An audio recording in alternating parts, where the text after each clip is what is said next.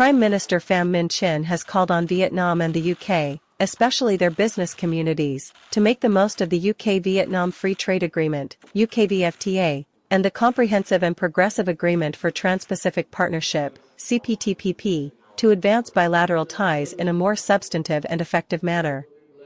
Strengthened cooperation, he noted, will contribute not only to the development of each country but also to regional and global peace, cooperation, and progress.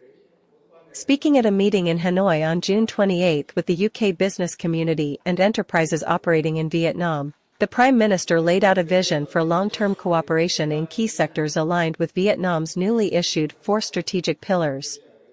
He reflected on the strong foundations of Vietnam-UK relations, especially in trade and investment, and stressed the need for greater efforts to elevate economic collaboration to match the two countries' friendship, potential and complementarity.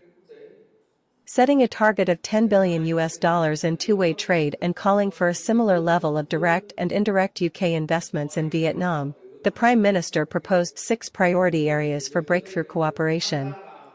He urged both sides to enhance connectivity between the two economies in a way that is effective, substantive, and mutually beneficial.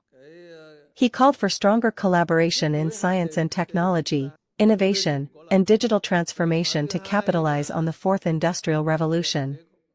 The government leader encouraged expanded cooperation in healthcare, education, culture, and sports, particularly support for Vietnam's ambition to make English a second language in its schools. He welcomed UK involvement in developing Vietnam's financial services sector, including the establishment of international financial and commercial centers.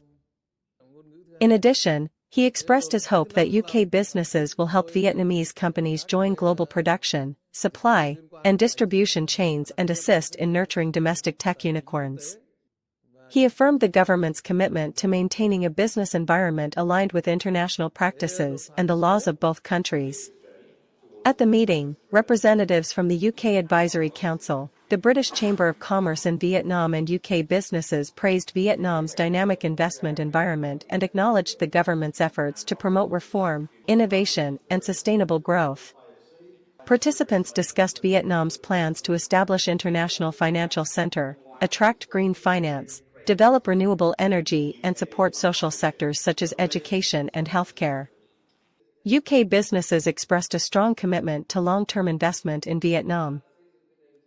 They voiced their readiness to assist Vietnam in building international financial center, mobilizing green capital, and developing legal frameworks for green finance. They also pledged support for the country's energy transition, digital economy development, and human resources training, while deepening collaboration in healthcare and social welfare.